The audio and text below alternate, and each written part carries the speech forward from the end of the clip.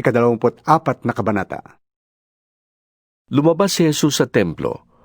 Paalis na siya nang lumapit ang mga alagad at itinuro sa kanya ang mga gusali ng templo. Sinabi niya sa kanila, Nakikita ba ninyo ang mga gusaling yan? Tandaan ninyo, darating ang araw na wala riyang matitirang bato sa ibabaw ng ibang bato. Lahat ay iguguho. Noon, si Jesus ay nasa bundok ng mga olibo. Habang siya ay nakaupo ron, tinanong siya ng kanyang mga alagad nang walang ibang nakakarinig. Kailan po ba mangyayari mga sinabi nyo? Ano pong magiging palatandaan ng inyong muling pagparito at ng katapusan ng mundo? Sumagot si Jesus, Mag-ingat kayo upang hindi kayo mailigaw ni numan. Maraming paparito sa pangalan ko at magpapanggap na siya ang Mesyas, at marami silang maililigaw. Makakarinig kayo ng mga labanan at makakabalita kayo tungkol sa mga digmaan. Ngunit, huwag kayong mababahala. Dapat mangyari ang mga yon. Ngunit hindi pa yon ang wakas. Maglalaban-laban ang mga bansa at gayon din ang mga kaharian.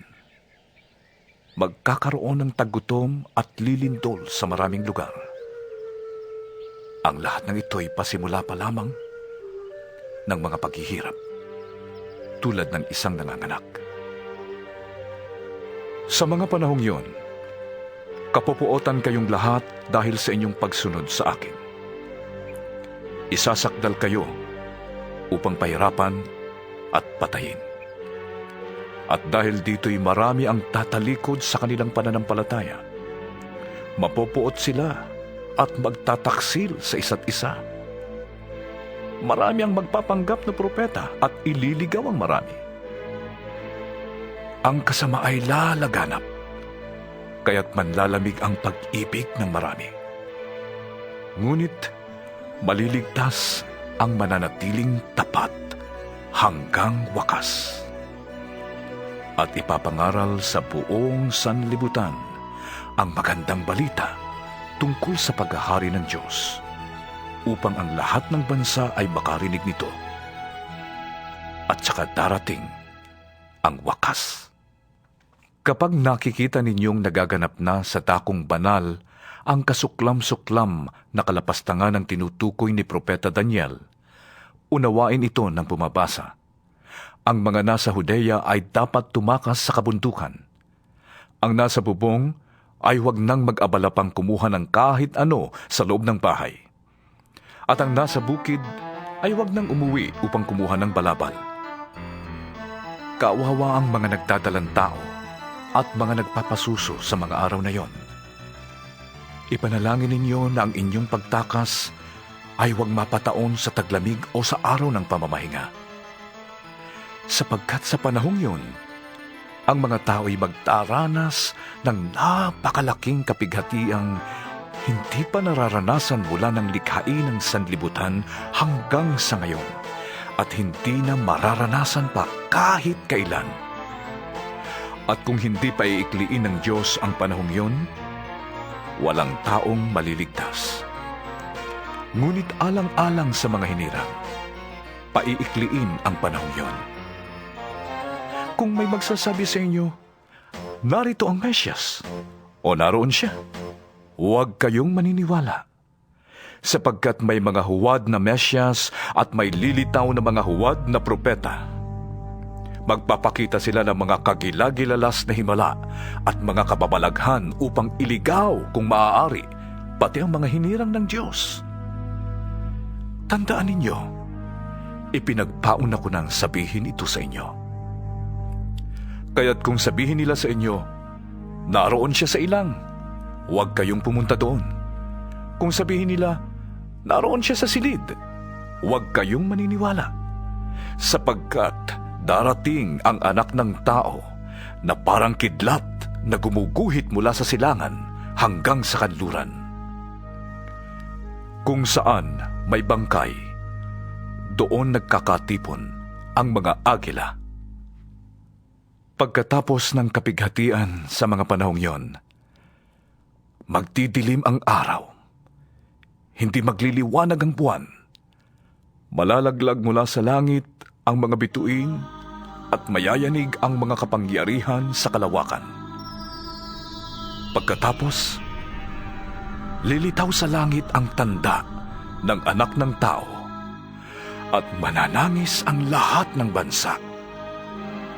Makikita nila ang anak ng tao na nasa alapaap at dumarating na may dakilang kapangyarihan at malaking karangalan. Sa hudyat ng malakas na tunog ng trumpeta, susuguin niya ang kanyang mga anghel sa 4 na sulok ng daigdig at titipunin nila ang mga hinirang mula sa lahat ng dako. Unawain ninyo ang aral mula sa puno ng igos. Kapag ang mga sanga nito ay nananariwa at nagkakadahon na, alam ninyong malapit na ang tag-araw. Gayon din naman, kapag nakita ninyo ang lahat ng ito, malalaman ninyong palapit na ang kanyang pagdating.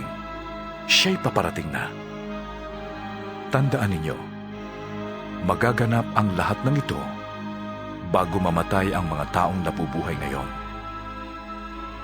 Ang langit at ang lupa ay lilipas, ngunit ang aking salita ay mananatili. Ngunit walang nakakaalam ng araw at oras ng pagsapit niyon, kahit ang mga anghel sa langit o ang anak man. Ang Ama lamang ang nakakaalam nito. Ang pagdating ng anak ng tao ay matutulad sa pagdating ng baha noong panahon ni Noe. Nang mga araw na yon, bago bumaha, ang mga tao'y nagsisikain, nagiinuman at nagsisipag-asawa hanggang sa pumasok si Noe sa barko. Hindi nila namamalayan ang nangyayari hanggang sa dumating ang baha at tinangay silang lahat. Gayon din ang mangyayari sa pagdating ng anak ng tao. Sa panahong yun, may 2 lalaking nagtatrabaho sa bukid. Kukunin ang isa at iiwan ang ikalawa. May 2 babaeng nagtatrabaho sa gilingan. Kukunin ang isa at iiwan ang ikalawa. Kaya't magbantay kayo, dahil hindi ninyo alam kung kailan darating ang inyong Panginoon. Tandaan ninyo ito, kung alam ng puno ng sambahayan kung anong oras sa gabi darating ang magnanakaw, siya'y magbabantay at hindi niya pababayaang pasukin ang kanyang bahay. Kaya't maging handa kayong lagi, sapagkat darating ang anak ng tao sa oras na hindi nyo inaasahan. Sino ang tapat at matalinong alipin? Hindi ba't ang pinamamahala ng kanyang Panginoon upang magpakain sa iba pang mga alipin sa takdang oras? Mapalad ang aliping yon kapag dinatnan siyang naglilingkod ng matapat sa pagbabalik ng kanyang Panginoon. Sinasabi ko sa inyo, gagawin siyang tagapamahala ng kanyang Panginoon sa lahat ng mga ari-arian nito. Ngunit kung masama ang aliping yun, sasabihin niya sa kanyang sarili, matatagalan pa ang pagbabalik ng aking Panginoon. Kaya't sisimulan niyang bugbugin ang ibang mga alipin at makikipagkainan at makikipag-inuman sa mga lasenggo.